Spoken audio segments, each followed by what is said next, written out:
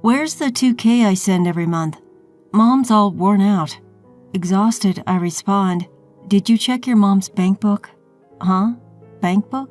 Given his bewildered response, I sigh, remove my shoes, and retrieve a bank book from the living room. Here, your mom's bank book. She dropped it the last time she visited. He takes the bank book from me and checks it. His face turns pale as he looks at me. What? What's this? That's what I'm talking about. I pointed to the bank book. Besides the transfers from my account, there were deposits from another person.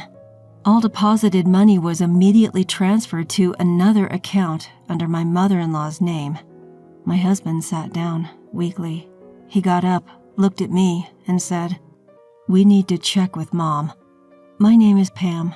I'm a 42-year-old working woman. My husband, Bob, is 3 years younger than me, and we've been married for about 2 years. We've worked at the same company for over a decade, but we've always just been colleagues. However, we once got assigned to work on a project which brought us closer together. After the project was completed, he invited me to dinner and confessed his feelings. Honestly, I'm a workaholic and I didn't have any plans on getting married. I did date when I was younger, but my work-first attitude always led to breakups. When I turned 35, I figured I was fine not getting married. Knowing all this, Bob still wanted to be with me. He even prepared a ring for what was supposed to be just a casual dinner. I was drawn to his earnestness and suggested we started dating, and so our relationship began. As we talked about family and more, I saw his kindness. He was supportive, allowing me to throw myself into work. I thought, he is the man for me, and proposed to him. The ring he had initially prepared became our wedding ring. Bob's father had disappeared one day, and his mother had raised him single-handedly. It's hard for a single, unemployed mother to find a good job. She held down several jobs just to make ends meet. When Bob got a job, his mom broke down from overwork and could no longer work long hours. Now she barely gets by on her part-time earnings in an old apartment. Bob's company required him to move frequently, so he left home when he got his job. He was worried about his mother, who could hardly work, and sent her $1.5K every month. And it seems like nothing has changed since he transitioned into his current job. He once offered to live with his mother-in-law since his company was near her house, but she declined, saying she didn't want to intrude on her son's privacy. Indeed, even when he suddenly suggested for us to live with his mother, she refused, stating that she did not want to disrupt our newlywed life. I was taken aback by the sudden proposal, and while my husband looked downcast next to me, I was honestly relieved that she turned us down. Although I think my mother-in-law is a good person, I was a bit anxious about living with her immediately after getting married.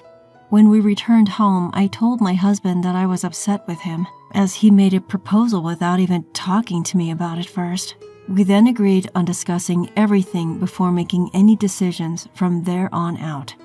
I understood that my husband was just concerned about his mother, so I suggested we keep in regular contact and visit her on weekends. In addition, I spoke to my husband about increasing our financial support to her, given that we were both working after getting married, and we decided to increase it to $2K. My mother-in-law was tearful with joy, and we both put more effort into our work, hoping that she would be able to spend her old age happily after all her hardships. However, my mother-in-law's life didn't seem to be improving at all, and as the deposit day approached each month, she began to make calls demanding the money.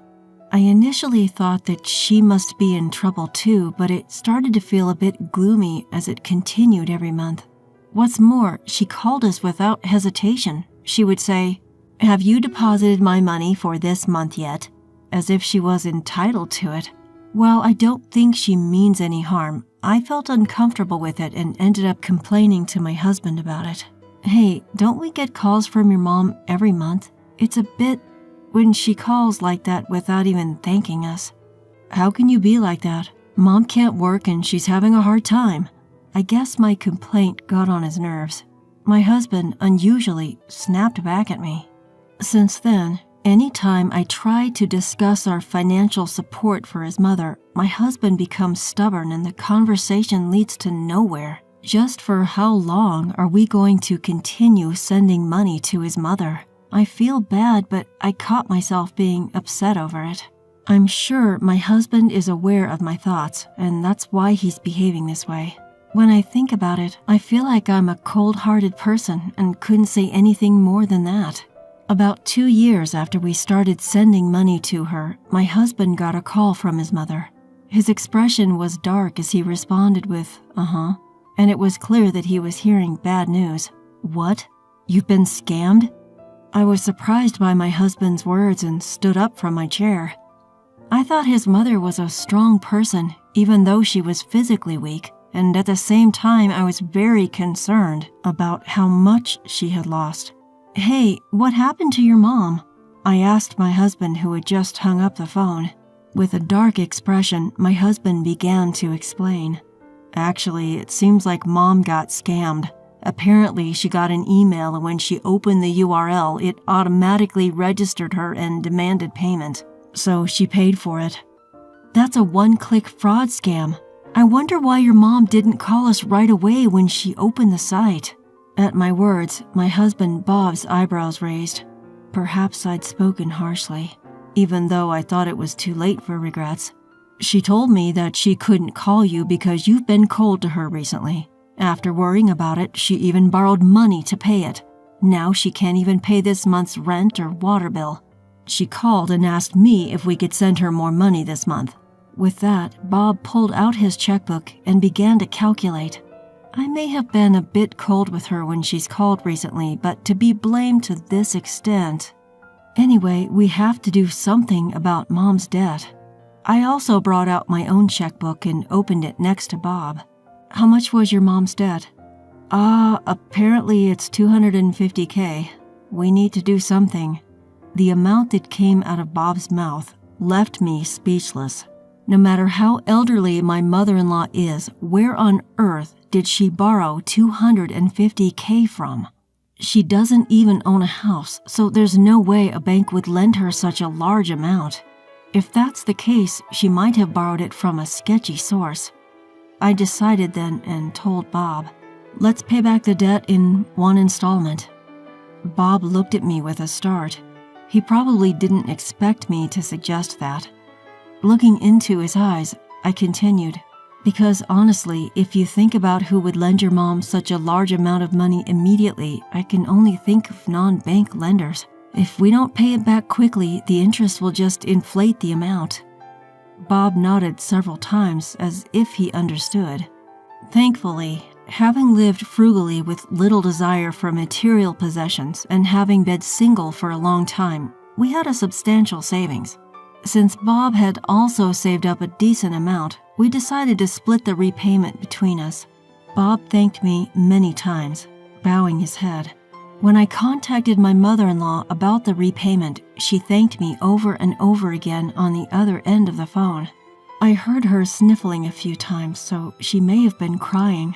Although it's a large sum, at least we could pay back the debt for now, and she's promised to always consult us in the future, so let's let bygones be bygones.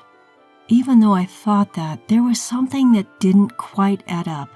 When my husband brought the money to his mother, she never revealed where she'd borrowed it.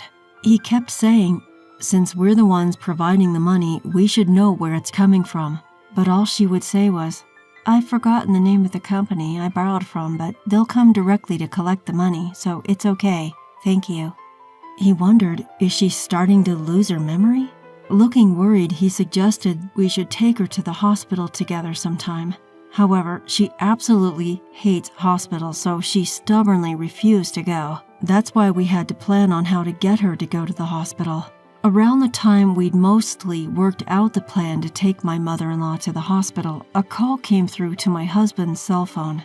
The caller was Alyssa, my mother-in-law's sister, who lives in a far-off place. "Hello, Bob. It's been a while. Can we talk?" "Hello, Aunt Alyssa. It's been a long time. Yes, what's the matter?" Alyssa is my mother-in-law's older sister. She's a very responsible woman who married into a landowning family and now actively takes part in their business. She dislikes dishonesty and can be stern, but she's also very kind to her nephew Bob and me, his wife. Your mother called and asked me if she could borrow some money. Are you sending her enough each month? She seems to be struggling to pay her electric bills. We were shocked. We always make sure to send money each month and had just paid off her debt. We thanked Alyssa, then hurriedly called my mother-in-law and brought her to our house. She arrived in a disheveled state, wearing an old t-shirt, looking like she was clearly struggling financially. Mom, why did you ask Alyssa for money without telling us? I didn't ask for any money. She just asked how I was doing, so I told her that I'm not as well off as you guys, but I'm getting by. Her expression didn't seem like she was lying, so we exchanged glances. Could Alyssa have misunderstood? Maybe her complaining sounded like a plea for help. We reassured Alyssa that we were sending money to her every month. Mom, do you have other debts? Should we increase the amount we're sending? Well, she isn't really saying anything. Let's check her income and expenses next time. She might have entered into some contract we don't know about. Let's decide about increasing her support funds after that. My husband agreed with a nod. I put our checkbook, which was still out, back into the drawer, then finished up the rest of the housework. A few days later, I had to work on my day off, so we decided my husband would go to his mother's house alone. I asked him to casually bring up the topic of going to the hospital with her, then headed to work. I was swamped with troubleshooting at work, so much so that I didn't have time for lunch, but I managed to text my husband asking, "How's your mother doing?" I noticed a missed call from my husband in the evening on my way home from work. Judging by the lack of any accompanying message, I figured it must be something he wanted to discuss in person. With that in mind, I texted back, "On my way, home in 10, and hurried back.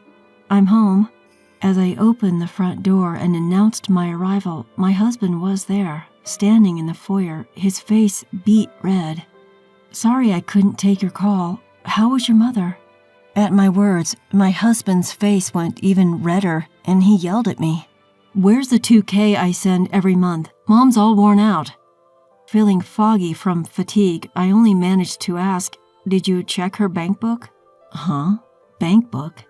My husband looked taken aback. I sighed, took off my shoes, and fetched a bank book from the living room.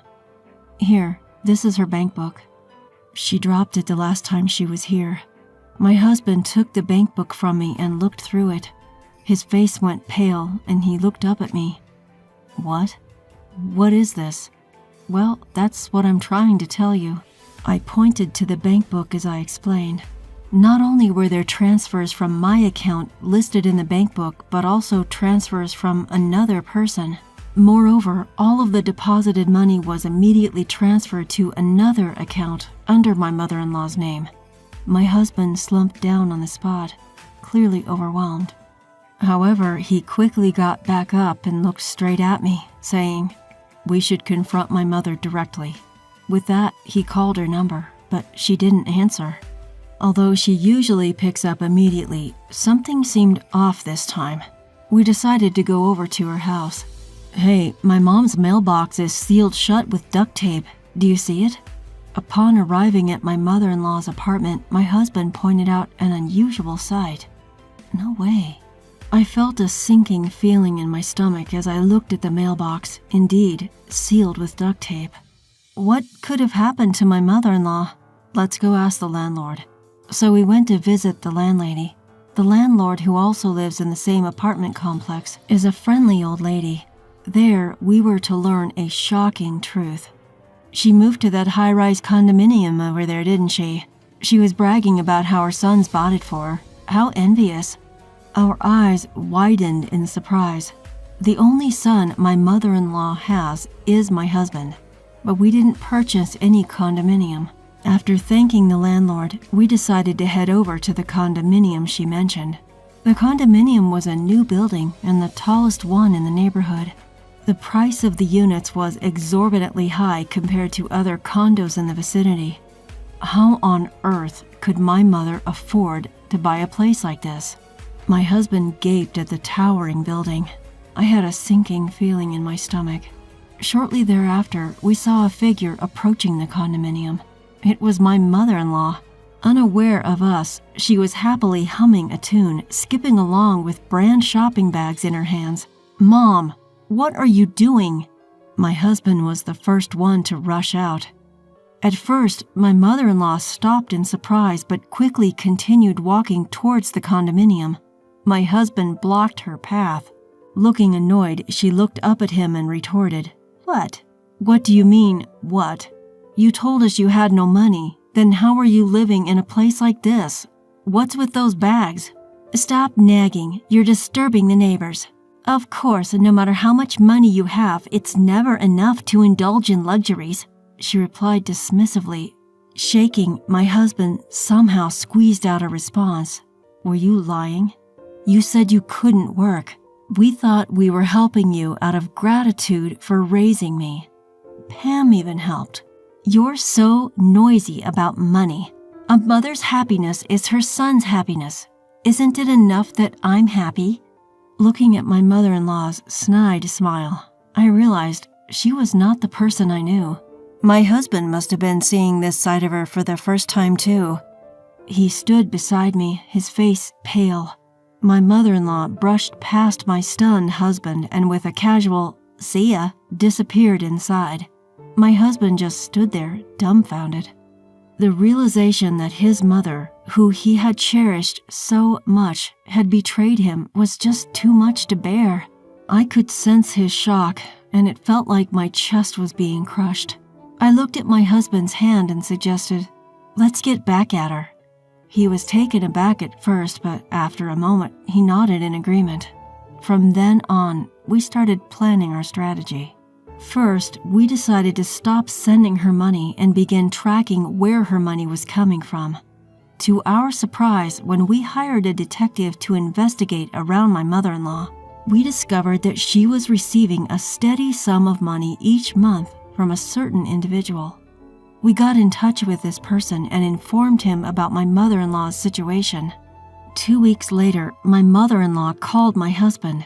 "Hey, what are you meddling in?" My mother-in-law's shouting voice came through the phone loud enough for me to hear. With a sigh, my husband responded matter-of-factly, "What do you mean by meddling? You told us that Dad found another woman and left. You told us that you couldn't get in touch with him. All lies. We heard everything from Dad." The person we contacted turned out to be my husband's father, in other words, my father-in-law. My husband and I had been told that my father-in-law was a womanizer who left for another woman and didn't even know where he was, but it turned out he was living in his ancestral home far away. The reason for the divorce was my mother-in-law's gambling problem and embezzlement. The moment my father-in-law said he was taking over the family farming business, she had brought up divorce, and he readily agreed. He had actually intended to take my husband with him, but my mother-in-law had taken him and disappeared. When he finally found where my mother-in-law and husband were, he was told that my husband despised him and didn't want to see him. Thus, to fulfill his duty as a father, he had been sending money ever since. She lied that we were living together even after I became an adult and kept demanding money from Dad. Dad was shocked. We told Dad he doesn't need to pay her anymore. Even the money he paid after I was of age, he doesn't need to ask for it back, but he should never get involved with you ever again. I could hear my mother-in-law mutter weakly, "That can't be." My husband dealt her another blow with his icy voice.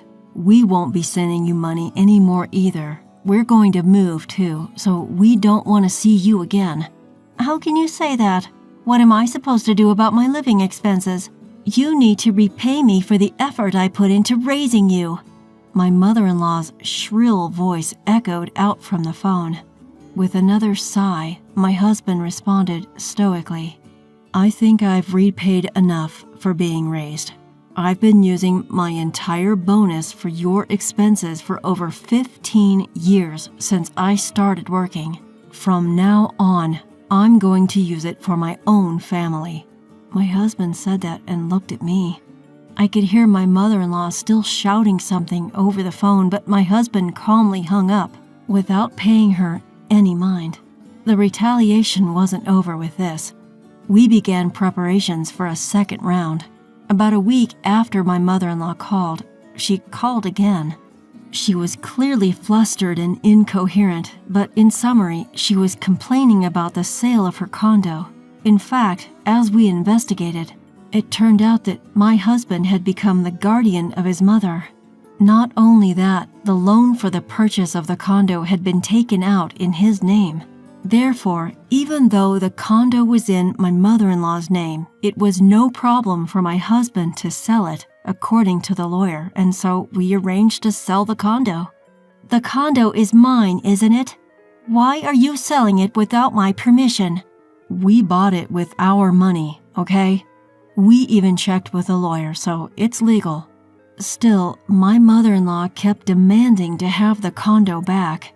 Each time, my husband reiterated that a buyer had been found and that the sale proceeds were our money.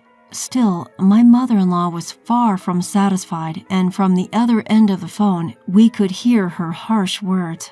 Unable to stand it any longer, I took over the phone from my husband. "Hello, mother-in-law. Please, stop being so stubborn. You're causing too much problems for us. The one who's in trouble is me. How dare you, Pam? I thought you were wealthy since you're older than my son, which is why I approved of you marrying Bob in the first place. But oh my lord, you're nothing but a god of pestilence." As soon as my mother-in-law shouted that, I burst into laughter. Perhaps she never expected me to laugh. My mother-in-law, who had been so loud, fell silent. I continued the conversation while laughing. "Mother-in-law, you're too careless. Setting up your son as a guardian and making him the debtor of the loan is like asking him to sell it.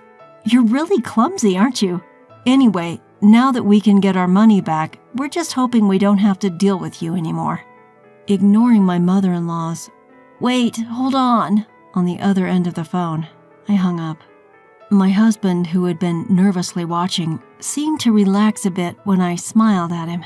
2 weeks later, my mother-in-law safely moved out of the condo, and we were informed that a new buyer had moved in. We breathed a sigh of relief when we confirmed that the sale proceeds had been successfully transferred to my husband's bank account. By the way, we felt bad about her becoming homeless, so as a severance payment, we rented the same room in the old apartment for her. So my mother-in-law's new home is her old apartment. The landlord is a nice lady but loves to gossip, so she'll probably spread all sorts of rumors. But our retaliation doesn't end here. In fact, we had another plan in progress. It was carried out as my mother-in-law moved back into her old apartment. My husband's phone fell silent after an hour of non-stop ringing. And then, about 2 hours later, one person called my husband's phone. "Hello? Yes, thank you. We appreciate your help." After my husband hung up the phone with those words, he let out a deep sigh. Then he gave me a thumbs up, a signal for all good. The person he was on the phone with was my mother-in-law's sister, Alyssa. Once we found out about my mother-in-law's incident, we immediately reached out to Alyssa. She was outraged when she learned about everything and even introduced us to a lawyer. Furthermore, she decided to keep an eye on our old apartment after we moved back. My sister may be a handful, but she used to be a sweetheart. It hurt a bit to see her like this, but after our plan was executed, Alyssa advised us to cut ties and live our lives happily. We decided to take her advice. On the day of the move, my mother-in-law did not lift a finger, even when the movers showed up. That's when Alyssa stepped in. She forcefully made my mother-in-law pack up amidst her protests. "You're all tricking my sister. I'm the victim here." Alyssa, frustrated but determined, forced her sister to return to her old apartment. Upon arrival, my mother-in-law naturally resisted, but when Alyssa threatened to ask for an immediate refund of the money she had lent, my mother-in-law reluctantly obeyed. In fact, my mother-in-law had been extorting not only my husband and me, but Alyssa as well for a large amount of money. Alyssa, not knowing any of this, had been helping her, thinking about the struggles her sister had to go through while raising her son all by herself. It's unforgivable that my mother-in-law tricked such a kind-hearted woman. Alyssa, however, has no intention of letting my mother-in-law keep the money she had lent. It seems she's made arrangements for my mother-in-law to repay her from her monthly paycheck. The amount of aid my mother-in-law received from Alyssa was considerable. It's such a hefty sum that it's doubtful whether she could repay it even if she worked her whole life. However, my mother-in-law has hardly ever worked, and even part-time jobs are hard to come by. Even when she does manage to land a job, she quits before long. Alyssa always pushes her to get back out there. Eventually, my mother-in-law ended up working part-time daily at a store owned by one of Alyssa's friends. My mother-in-law had lied about being frail and sickly, but an enforced visit to the hospital proved there was nothing wrong with her.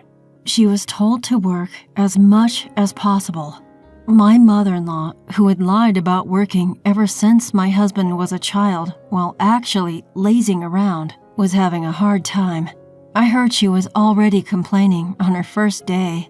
When the news of the plan's success came in, Alyssa said, laughing, "She hardly has any willpower, that one."